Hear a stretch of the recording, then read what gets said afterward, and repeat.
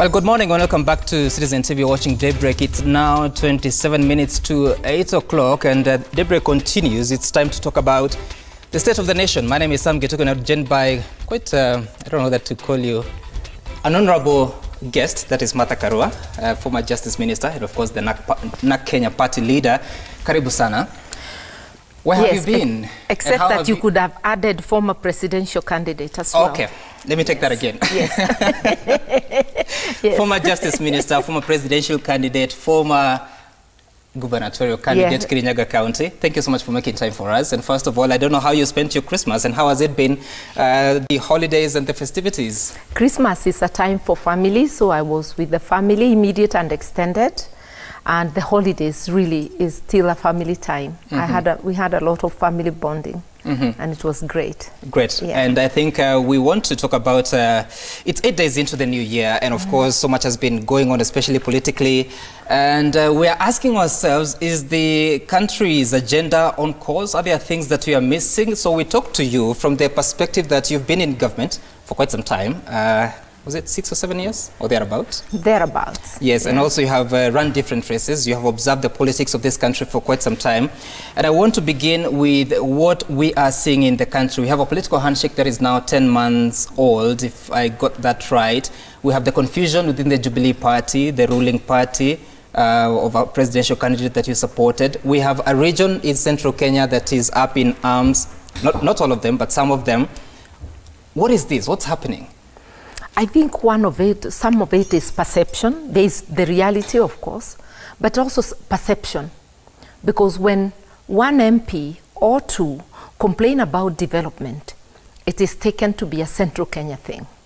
So the hype by the media as well is weighing into the matter. And complaints about development will always be there because development can never be enough. Comparisons will still be made about projects elsewhere between one constituency and another, between one region and another. All those things will be there. The government has launched a lot of projects from where I sit. Most of them, some of them have stalled, have not been going on. I think it's a question of liquidity. All those issues are there, but those are day-to-day issues that happen even in our homes. You start a project, you're not able to move it forward. I think what we are lacking is, what shall I call it, political maturity in the discourse that is there. You hear people cussing, you hear people talking in a very disrespectful manner to one another, and now it has extended to talking very disrespectfully to the head of state. I think from whatever political persuasion, we must show some respect to the presidency. And that does not mean not criticizing the presidency. Sure. We've lived through criticizing the presidency, and I've done it myself during the Moi era, even during the Kibaki era. After I stepped out of government, I did criticize. But one must try to balance and criticize. You differ with respect. And what I'm saying is that it is not just at the presidency, even at the lower level, the way MPs, leaders are addressing each other, that if you disagree with a person, you will have to call them a drunk, a drug, whatever. What point are you trying to make? At what time do they become a drunk and a drug peddler to you, or drug taker to you? Is it at the point you differ? Because these are people you've been with. So we've gone out of control in the political discourse, and it's not good for the country. It's not a good example we are giving to our youngsters. Sure, you know? And you once represented Gishugu constituency, which is in central Kenya. Yeah. You ran for office for Kirinyaga County. It's in central Kenya. And when these leaders say that the president has neglected the region, the region has produced the president since 2002 December. So it's how many years? That's more than 16 years now. Do you feel that during the Kenyatta reign, Uhuru Kenyatta reign, that the region has been neglected in terms of development? Are these voices valid or justified? I've said that development is never enough. So from a perspective of a leader saying we want more development, there's nothing wrong with that. development will never be enough until there is a total transformation of the country. And even then, there will still be other aspects to take care of. So a leader calling for more development, nothing wrong with that, but something wrong about the way we interpret it and the way the discourse goes on after that. And when we are talking about development, whether the Moi years, whether the Kibaki years, whether earlier on the Kenyatta 1 years or Kenyatta 2, development is relative with what is happening within the country. And you have to contextualize, including the economic either boom or difficulties the country is having. And for those who are lucky enough to have been elected to leadership, especially to parliament where the budget is passed, whether planning for development is done, they should not just cry out to the public. Let them put some of that energy into the planning processes in parliament. Right now we are reeling under a very heavy debt, which will affect and affects development because we are allocating funds to repay. And if those loans have not been utilized optimally because of the scourge of corruption, if some of them have been siphoned, it means we are paying without seeing the results. All this is something a parliamentarian can do by highlighting, by pushing the government within parliament, by ensuring that the country observes the debt ceiling, by ensuring that you do not push the debt ceiling to where the country borrows above its means, all those issues. So what is the duty? What the question that all these things beg is that what is the role of a member of parliament? Are our members of parliament performing their duties properly? Because as they question the issue of development, we as the public need to hold them to account and to ask them, what is your role? We sent you there to point out when things go wrong, to use your power as legislators to ensure that things don't go out of control. So they are part and parcel of what is happening in the country, and they've got themselves to blame as well. Yes. So, and so when you look at that and the response that is coming from the country's leadership, for instance, the Deputy President yesterday was tweeting saying that the Jubilee members are only asking for more development. The President himself is responding in some terms that are not very friendly. You must have heard the tag the Mombasa remark. Yes, that I may not want to mention. As a president, how should he be handling this kind of pressure and jabs thrown at him? Everybody has their way of handling what confronts them. And you also, again, must contextualize that.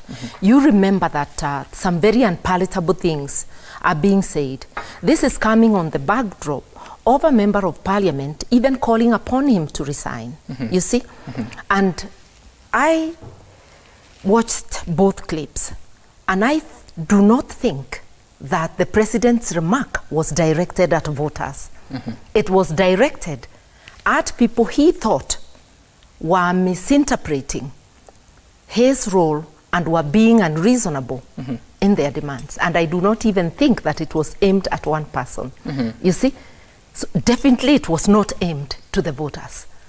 But certain sections have taken advantage of it and directed that it is the voters. But one has to watch that clip. We've got to be very truthful. I could say that he could have used different words, but definitely he was not talking about the voters. He was targeting the people he considered to be a nuisance. Okay. Yes. And so this is coming at the backdrop of the Building Bridges initiative, the handshake, if you may call it so, between him, or the president that is, and Raila Odinga, former prime minister. These are people that you worked with in government, especially the Grand Coalition government. That is... and in the opposition, in the case of Raila. Exactly. We worked together for the longest. Exactly. Yes. So when you look at these two gentlemen that have come together, they now want to forge ahead, and what they are saying. Can they be trusted in this agenda that it is not meant to curtail the possibilities of the deputy president from ascending to power? Now, when people interpret everything happening in the context of their own personal ambitions, I have a problem with that. The way I want to look at the handshake is that we had a moment of serious tension, which was not good for development in this country. We had street confrontations. we had a potentially explosive situation. I'm one of the leaders who was calling upon the president and Raila to shake hands, to talk to each other. They did, and the tension vanished.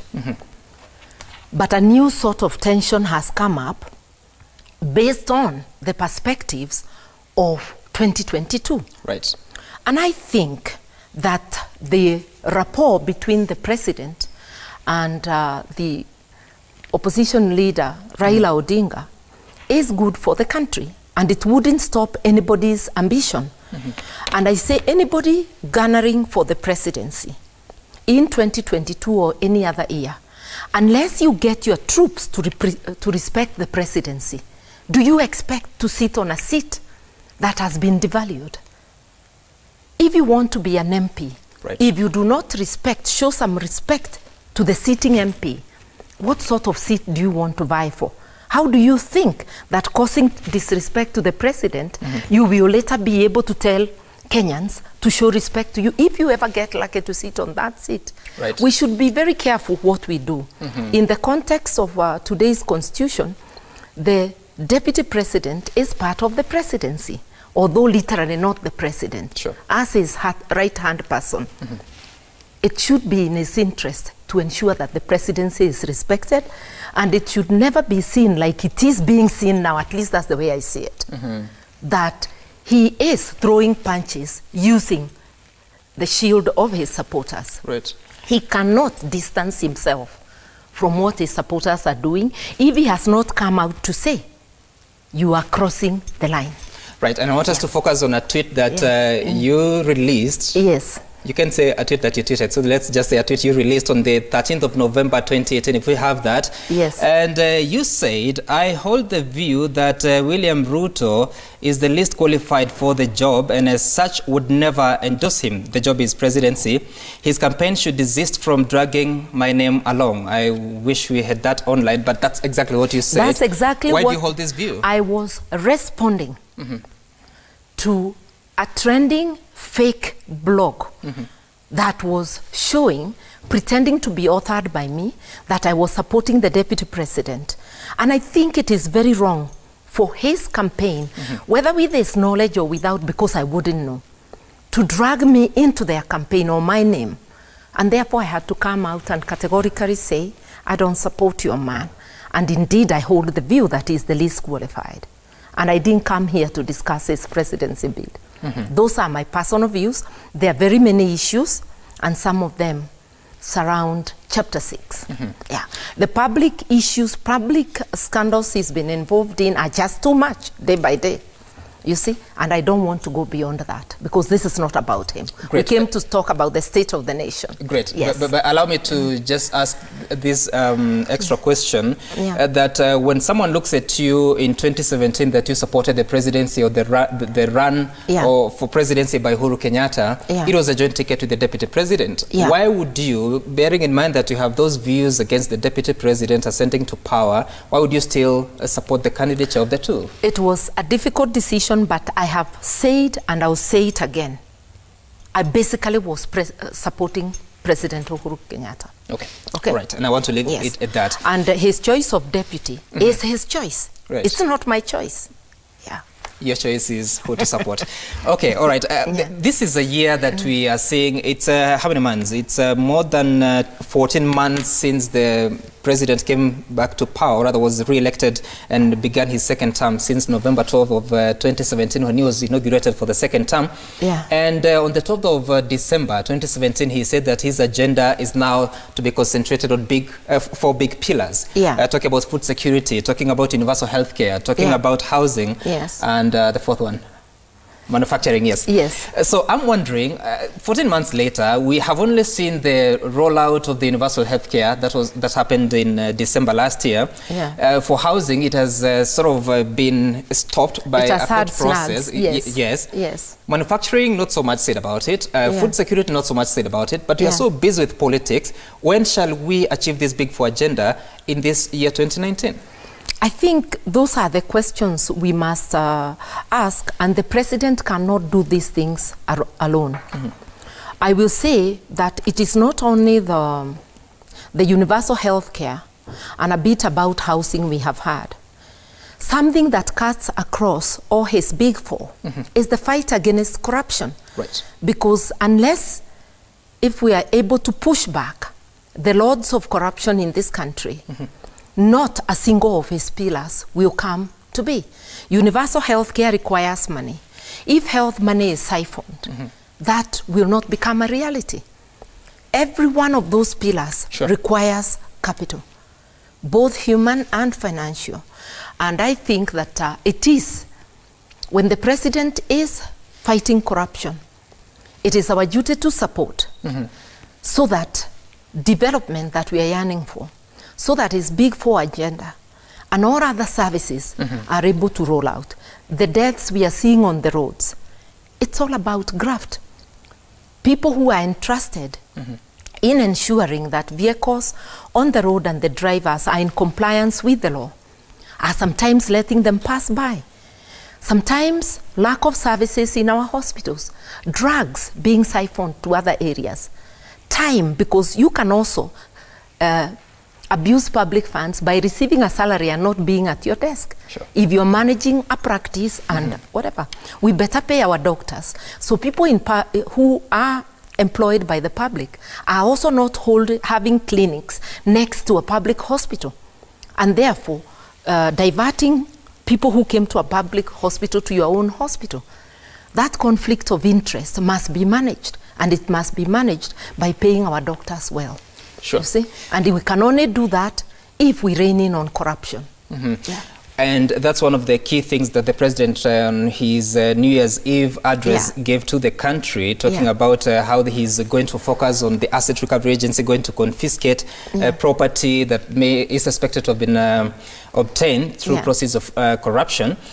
But now that you led us there, just before we get to the corruption war, back in 2009 when you left government in April, at that time the country was preparing for a census, national census that was supposed to be in August, and actually was conducted in August of that year.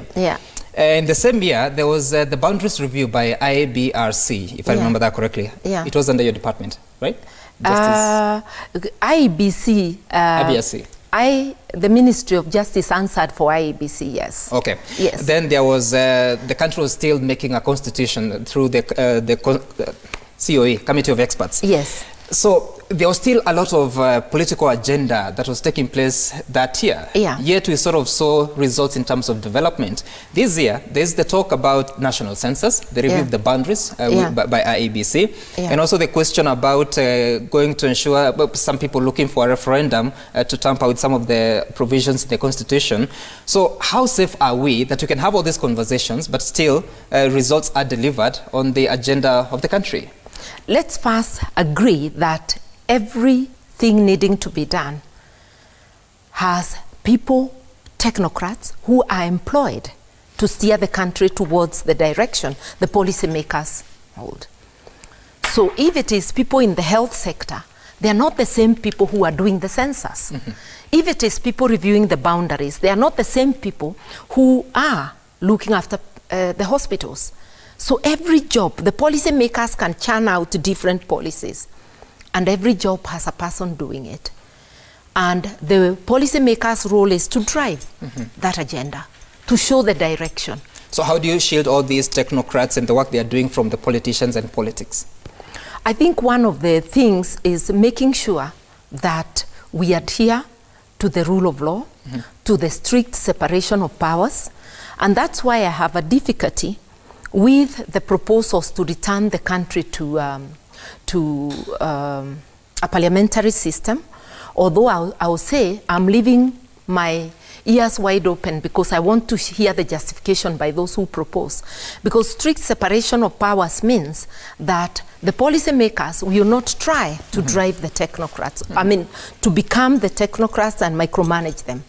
They'll just be watching over them. They'll be watchdogs. And you cannot be a watchdog if you also are driving the implementation. So there are things we need to think about. If we were to enforce the law as it is, we would have no problem. Above that noise, work would be going on. And that's what happened during the coalition government.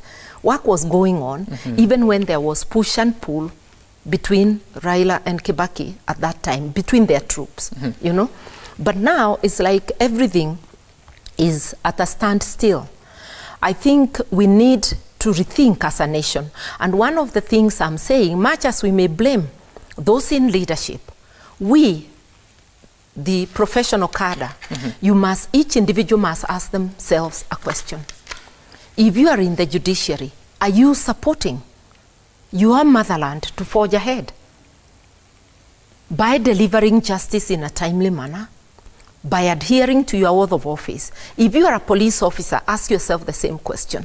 If you are a doctor, if you are an accountant or an engineer approving a shoddily done road, I think beyond the politicians, the professionals of this country, a majority of them, because there are few who are doing good work, a majority of them, we look like a people who have given up. All we are trying to make is an extra bag. You can amass all the riches, but where are you going to enjoy those riches? If the country is broken, if a majority of the people are living in squalor and are living in want, even if you barricade yourself, something will still go wrong. So we need to inject a dose of loyalty to our country, into ourselves as citizens, as leaders, and then we will be able together to build our country. And that is something that is lacking at the moment. And I hope all of us are listening and will heed those words. And I want to ask you, from your perspective, you are a lawyer, a former magistrate, former justice minister.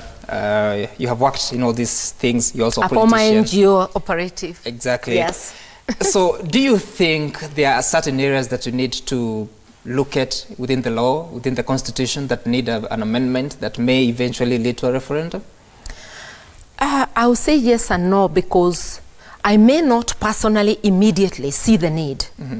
If another person sees the need, I must be willing to listen to them. They might just convince me. No law is perfect, however well done. And amendments will come from time to time. So whereas I may say from where I sit, I do not see the immediate need.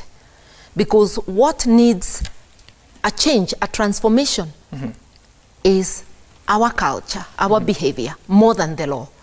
But should another person hold the view that we need constitutional changes, I want to hear their argument with an open mind.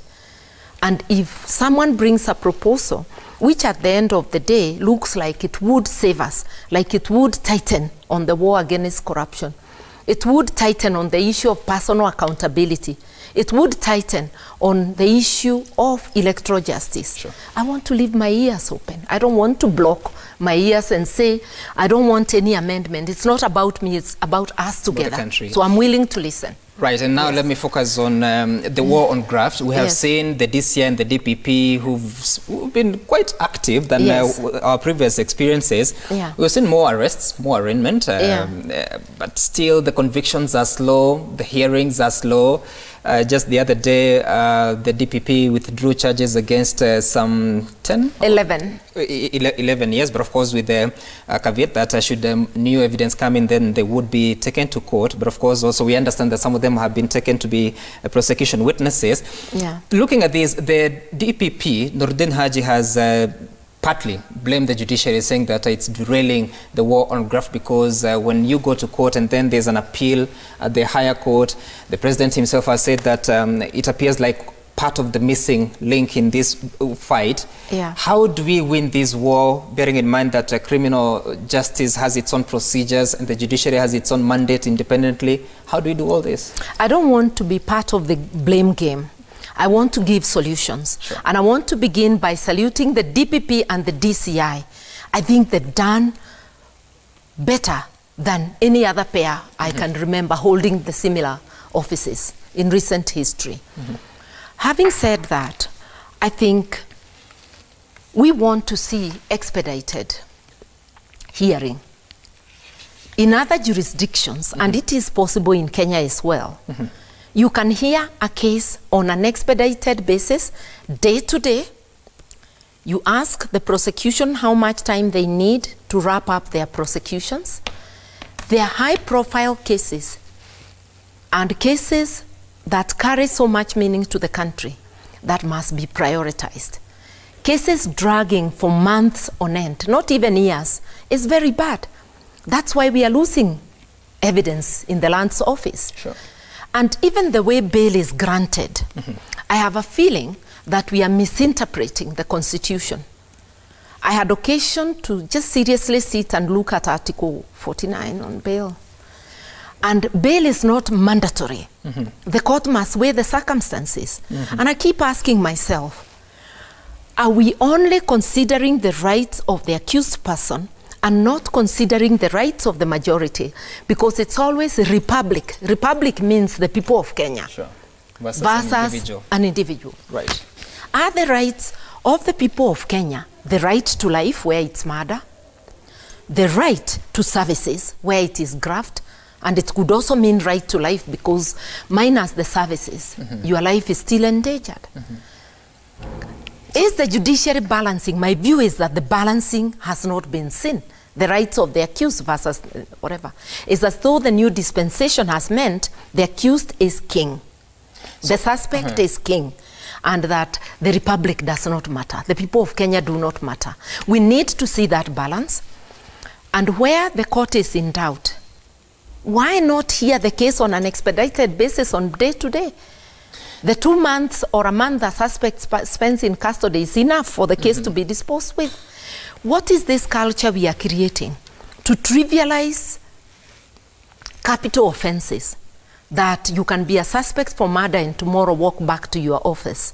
That's not what the law says. That's not what Chapter 6 says on leadership and integrity. And there is a Leadership Act that was enacted after the 2010 Constitution. And it allows disciplinary action. So how are we reading the Constitution? And this is an area I would call on my professional society, the Law Society of Kenya, right, and its leadership and the membership. One of the mandates under the Law Society Act is to help the government and the society in administration of the law and in, all the matters that we can. And I think it is time, together with our universities, we held symposiums that can review the way we have transisted and developed our law since the 2010 Constitution. Right. Whether it is the right to bail, whether it's the issue of corruption cases, whether it is, the various things that have transpired, so that there is a discourse on the direction we are facing and recommendations on what we should be doing. Because I think that the good things have happened, but we appear to be lost somewhere in the wilderness. I like the point of the republic versus an individual, but when you take a suspect before a magistrate and they go to the High Court to appeal against your decision to charge them, the judge of the High Court, you've been a magistrate, the judge of the High Court, what do they do with such a case? Because the right to innocence until proven guilty still... There is no right to stop investigations. That right is something else we are trying to develop. And a court should be very cautious before it halts investigation. The court, in extreme circumstances, can halt a prosecution. But remember, a prosecution is the one that will definitively declare you innocent or guilty. Sure. So a suspect who is so sure of their innocence should not worry about a prosecution. They should worry about a speedy trial, that clears their name once and for all within a matter of days. Right. So we ought to be thinking, how can we expedite the process? And how can we let investigators, unless in the clearest of cases, do their job? Because if they do not investigate, how shall we ever know whether a crime was committed? Sure. The court should be very cautious not to become the executive, not to become the investigator, not to become the human resource department in a labor matter, to balance between those things. All right. Yeah. And I want to take the conversation further because fighting graft is partly a process that has to go through the courts, the criminal justice system, but also the oversight bodies that we have. We have a country that has an office called the Office of the Auditor General. And they keep auditing reports of different financial years. Yesterday I got some brief from the chairperson of the PSC, Public Accounts Committee, Honorable P. Wandai, and says that currently they are looking at the financial statements of 2015-2016. They are hoping to finalize the report and table it by March this year. Already the Auditor General has presented the report for financial year 2016-2017. Not completed 2017-2018, and now we're already in the financial year of 2018-2019. So if we are serious about fighting graft and ensuring that there is accountability, how do you ensure that the oversight bodies are able to move with us so that we are not later on, like in 2020, fighting graft that happened in 2013? For Parliament, it is a shame that they are on the 2015. They should burn their midnight oil to keep up with the Auditor General. They are the ones who should be pushing the Office of the Auditor General that within a few months of the end of a financial year, the Auditor General must churn out the report.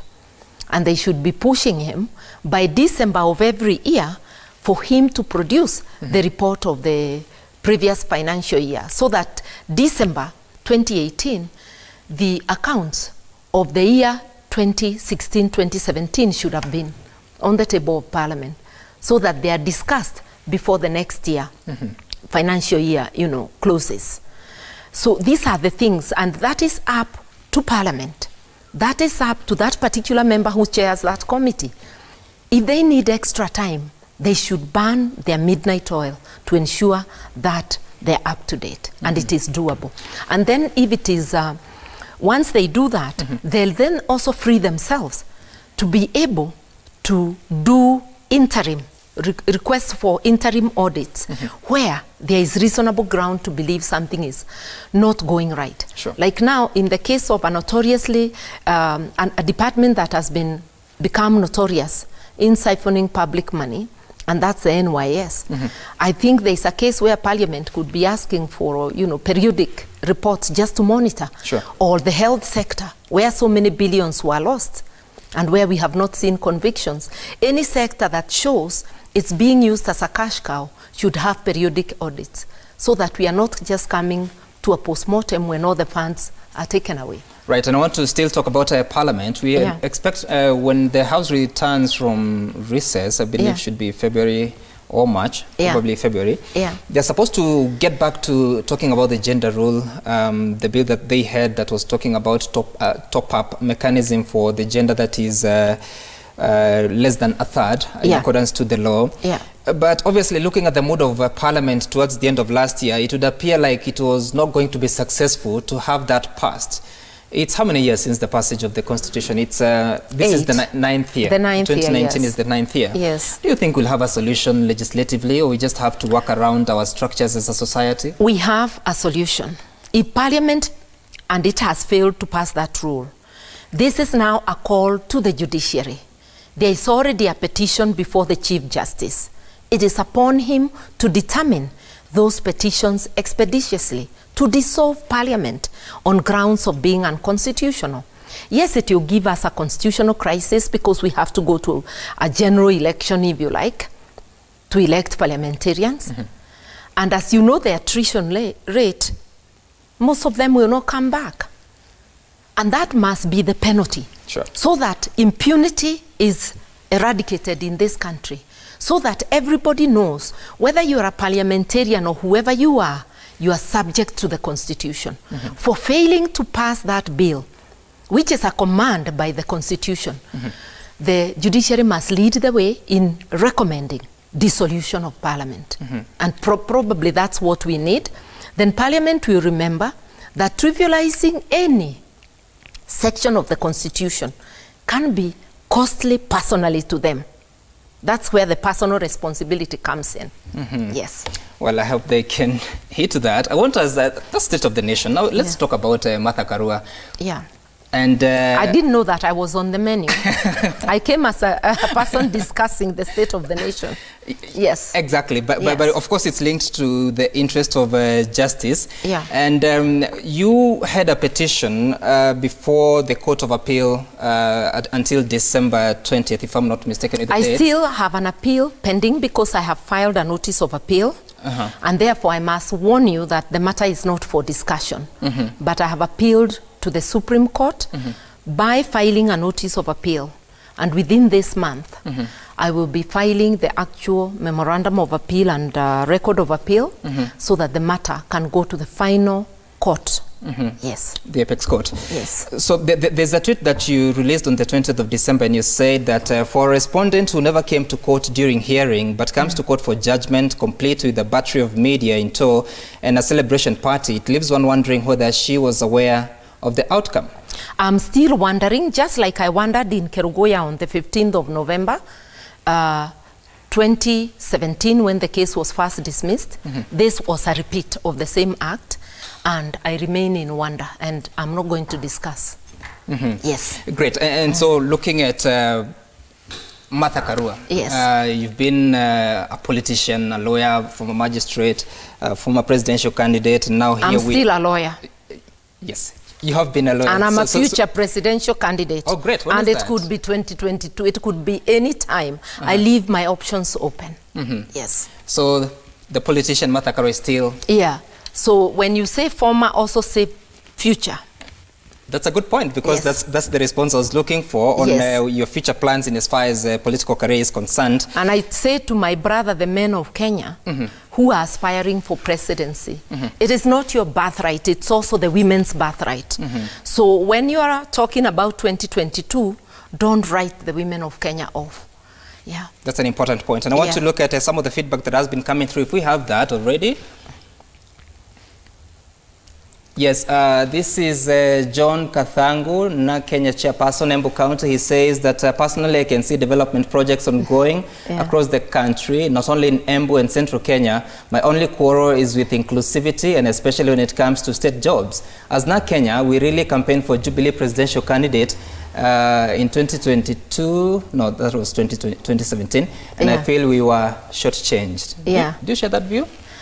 Well, I'll say that is the view of my chairman and fellow NEC member from Embu. Yes. And I hope someone will draw the president's attention to that. Okay. Yes. Another tweet, if we have, or feedback, if we can look at that. Please have it on. That is a comment from Eldred. He says that it has always been remarked that great leaders are known during times of crisis and not times of comfort and peace. It seems these are the times and moments whoever emerges sober from the current confusion and turbulence may deserve votes from sober voters, meanwhile abuses and counter of them by leaders will not make 2022 nearer or further. I agree with comment 100%. Great. Yes. Do you have something else? Yes, this is Anne from Nairobi, says that, good morning, I really admire this woman of substance, extremely intelligent and sensible. I wish she would find a position in the government that would allow her to serve Kenya.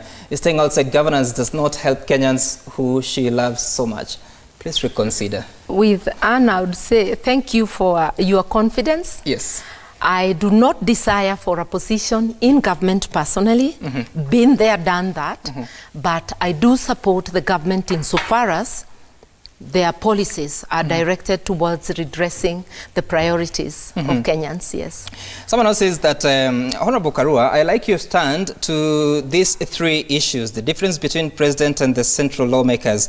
The DP is just, well, allow me not to read that because I don't think it's anything fair. Unpalatable, we don't. Yes, someone says that the issue of tension A, tension B in the country must stop. I think we are going to change the constitution. The deputy president should serve and retire with the president. I saw you comment about that, that there's no law stopping the deputy I think we need to from... be very clear. Yeah. The law does not stop a person who has served as deputy president for 2 terms from vying for president. You know, there could be other reasons within the constitution why a person should not vie, but the very mere fact of serving as a deputy president does not bar you from vying for presidency. And I have quickly added, I do not support the bid of the Deputy President William Ruto, but I must say the truth about the law. Yes. Thank you so much. Yes. Martha Karua, future presidential candidate, yes, former presidential candidate, and of course former Justice Minister, Na Kenya Party leader, for making time for us on Daybreak. We hope to speak to you soon on matters affecting the nation, and wish you well even as you continue with your career and interests. Asante sana. Will you come again? And a happy new year to viewers. Will you come again? I'll come again if called. Thank you so much. Yes. Let's cross over to the city. Kimani Mbugua, we have a traffic commandant here. Yeah. Okay. An informal one. Kimani Mbugua is at the